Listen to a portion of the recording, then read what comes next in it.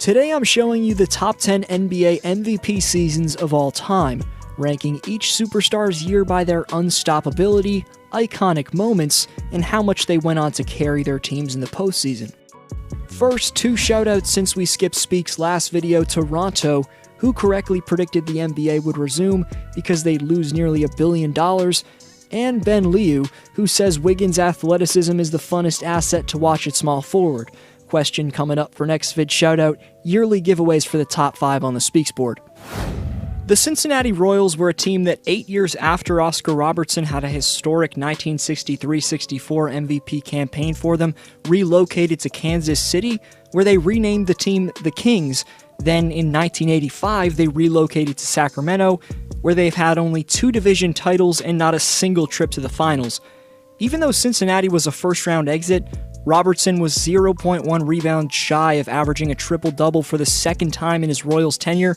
He remained the only player to average a triple-double in a season for over 50 years, and for that, the all-around superstar Oscar's undoubtedly the best player in the history of the Kings organization. Based off fundamentally sound footwork and shooting mechanics, Larry Legend was able to regularly drain iconic daggers amidst his entire career. After all, though, Prime Bird, where he was the most unstoppable during his career, occurred in the 84-85 season. For the soon-to-be 3-time champion, this was his second of 3 straight MVPs, but the only time he didn't win a championship in those campaigns. Despite Boston coming up 2 wins short of the title that year, the reason I picked this version of Bird is because this is when the sharpshooting artist was at his most elusive and quickest. Larry could seamlessly find his way open off the ball for jumpers and go off in the post. The then 29-year-old was in his physical prime, and I know we're not ranking the best players of all time today, but it'd be hard not to consider Bird a top 10 player ever.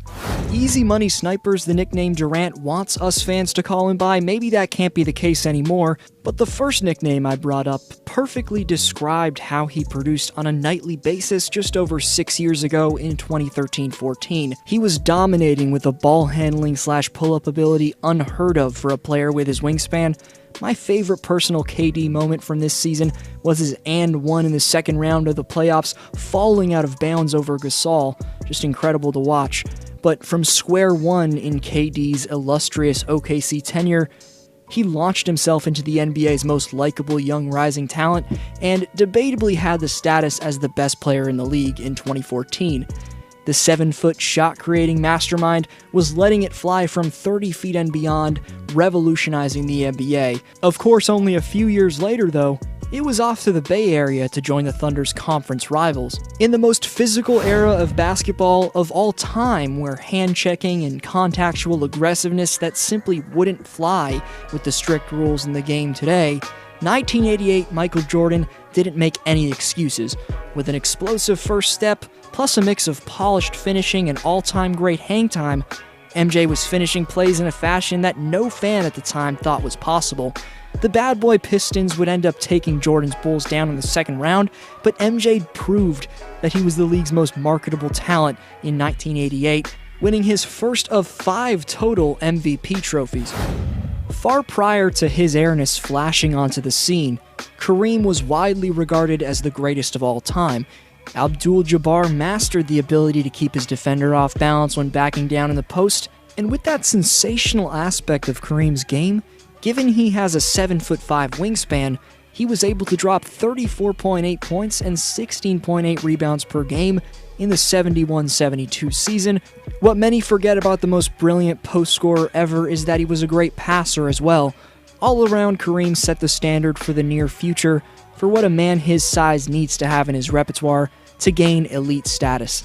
Ranking Steph Curry's 2016 masterpiece isn't purely based off the volume of his dominance.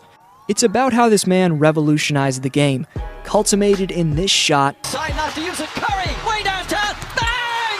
Bang! Oh, what a shot from Curry! Chef Curry was cooking his defenders and seamlessly letting it fly from distance at such a high level that he changed the way the game's played today.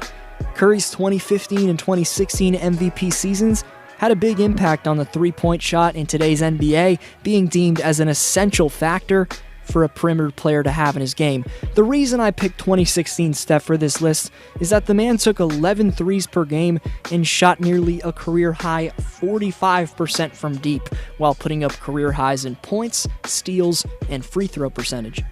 With the pressure to win a championship off his back, the locomotive LeBron James had one of the most unstoppable seasons ever in 2013. Solidifying his reputation as an all-time great, LeBron's best regular season 2013 moments consisted of making a mockery of Jason Terry, which was the most infamous poster of this season. That dunk was followed by an iconic celebration after Bron hit the game winner. James also postered Ben McLemore and Paul Millsap in absolutely incredible fashion. Then in the postseason, there was his brilliant take to the basket for the win against the Pacers, and another iconic play in his stuff against Thiago Splitter. All of that 2013 campaign culminated in James leading the Heat out of a 3-2 hole in the finals to secure Miami back-to-back titles.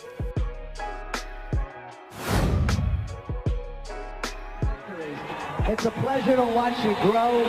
Congratulations, 1999-2000 NBA MVP, Shaquille O'Neal.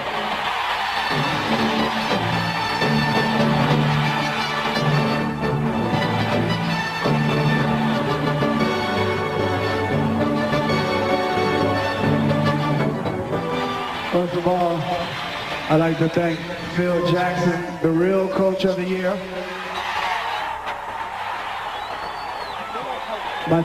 My teammates, and also the Staples Center fan, because you guys are the best. This is y'all award. Love you. Even though his name's not often brought up when debating the NBA's all-time greatest talents, Shaq's pure dominance in 2000 was debatably the most dominant season from a player of all time. People look back and say the big Aristotle got the buckets he did because of his size. With his 7'1" and around 300-pound frame, 99-2000 O'Neal actually dominated because he was night and day quicker and more explosive than any big man by far, and had one of the smoothest, most polished one-dribble jump hooks ever.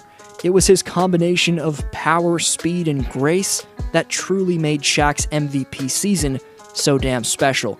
The Lakers captured their first of 3 consecutive titles, with Shaq averaging an insane 38 points, just under 17 rebounds, and 2.3 blocks in the NBA Finals. 2 numbers in his stat line are proof to why Chamberlain earns the number 2 greatest MVP season of all time: 33.5 points and 24.6 rebounds. That was this man's stat line in 65-66. Of course, people are going to make the argument he didn't have competition, and yes, this insane year from Wilt came a few years before Kareem entered the league, but he still had to deal with developed star bigs like Nate Thurmond, Walt Bellamy, Wayne Embry, and Chamberlain's toughest task at the time was none other than one of the best defenders at center ever, Bill Russell.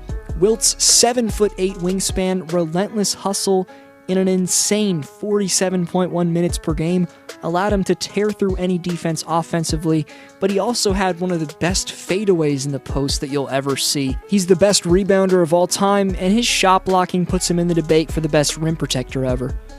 Right before number 1, honorable mentions to 1993-94 Hakeem, 2016-17 Russell Westbrook, 2008-2009 LeBron James, 2001-2002 Allen Iverson, 1980-81 Julius Erving, 2004 Kevin Garnett, and 2010-2011 Derrick Rose. 40 years after the second-ranked Wilt, MJ was in his physical prime and also putting up a career-high 43% clip from three-point range. Michael's shooting and athletic prominence simultaneously were at their highest level in his career. Jordan also mastered the mid-range game, and whether it was his post-fade or shifty one-dribble pull-ups, that shot was also at its peak during the 95-96 campaign. What many fail to truly take into account when arguing against MJ's GOAT status is his perimeter defense. He was undoubtedly the most intimidating force in the game at guarding the perimeter. This campaign saw Jordan win his first championship in 3 years for his staggeringly outstanding two-way production from October all the way through June. 96 Michael Jordan was an easy choice for this number 1 spot. For more intriguing top 10s, along with other NBA lists, rankings, stories, and predictions, subscribe so you don't miss anything. Follow me on Instagram at DFlowHoops and check out how accurate my 2020 return predictions were in my last vid if you missed it. This was D-Flow. I'll see you next video.